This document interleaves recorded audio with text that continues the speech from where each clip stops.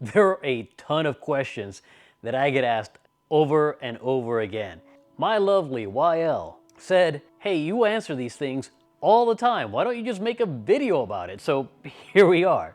With that said, here are the top 5 questions I get asked on a regular basis. Yes, I've answered these one way or another in other videos or in other channels, but here's a compiled top 5 based on what I found in my email. Without a doubt, the number 1 asked question is, aren't you afraid your antenna's gonna get tangled up in your parachute? Well, no.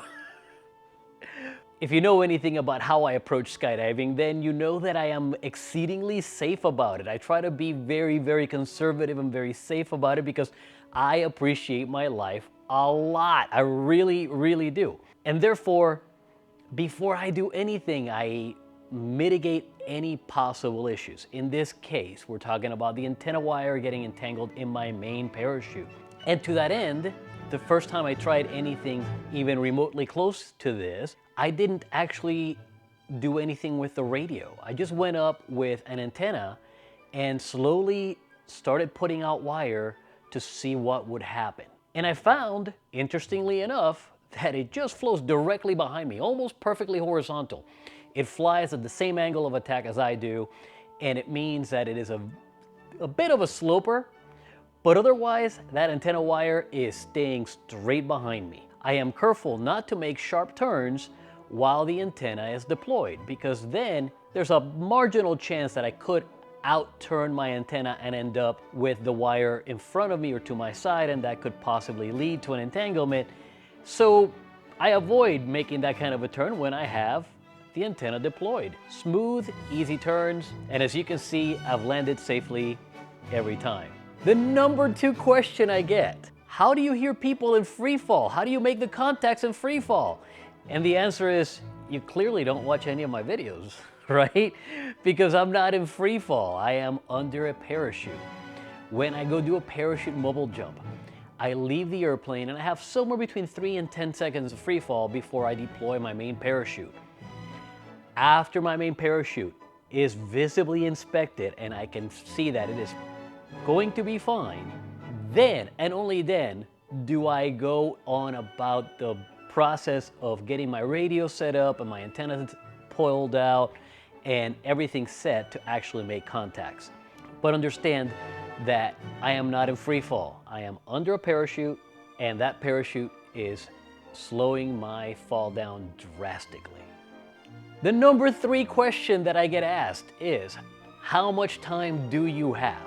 How much time do you have a loft up there? And then the answer is, it depends. On average, if I'm flying a parachute that is 170 square foot with what I weigh and what everything else weighs under it, I have roughly 14 to 15 minutes of flight time, of which I spend roughly 2 minutes getting my radio gear out and ready, and then the last 3 minutes, without question, are set aside for landing. That leaves me somewhere between 9 and 11 minutes, depending on how things are going, for me to play radio under the parachute. If you see that I'm making contacts and going about them quickly, it's because I'm trying to get as many contacts as possible in a very small amount of time. The number 4 question I get asked is, how fast are you going? Well, that depends. Again, if we're talking about under parachute mobile, under 170 square foot wing, with my weight and the weight of the equipment, roughly 11 miles an hour, somewhere between 10.8 and 11.5 miles an hour ballpark. Yes, I do have a GPS tracker that records my movement in space, very much like an APRS beacon. But instead of it transmitting, it just saves it to a file, and there you go. There's an insert of what that data looks like when it is visually represented. And you can see my vertical descent rate is somewhere in the ballpark of 11 miles an hour. The number 5 question that I get, and this is more like 2 different questions, but it all amounts to the same. Why not antenna X or radio Y? And the answer is simple, because I don't have those. I fly the antennas that I know are safe for me to fly. For example, I can't fly a dipole. Flying a dipole would be pointless because the holes of the antenna would fold on themselves as they're streaming in the air and thereby cancel each other out. I wouldn't go very far with one, and the SWR would probably be terrible. Any antenna that requires a ground plane is probably a no-go for me. That's not to say that I won't try it if I can find a way of doing it safely, but if it requires a ground plane, chances are very good that I'm not flying it. And why not Radio Y? Simple. I don't have Radio Y. I have the radios that I have. If you want me to fly Radio Y, send me one. I'll gladly fly it. But understand that you are taking a risk of never getting it back, because if I have to jettison it, then I'm going to jettison it and I'm not going to worry about it. I haven't had to jettison a radio or any piece of gear so far. However, I always go ready to get rid of any gear that might cause me a problem and unalive me. Again, I love my life very much and I have zero desire to see it end. So I do everything in my power to be safe about what I do. Bonus question time. Bonus question. Where do you land at the drop zone?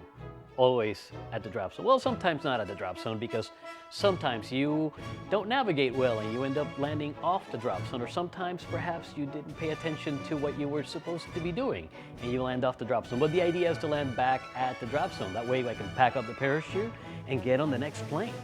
How accurate can I be? How about this?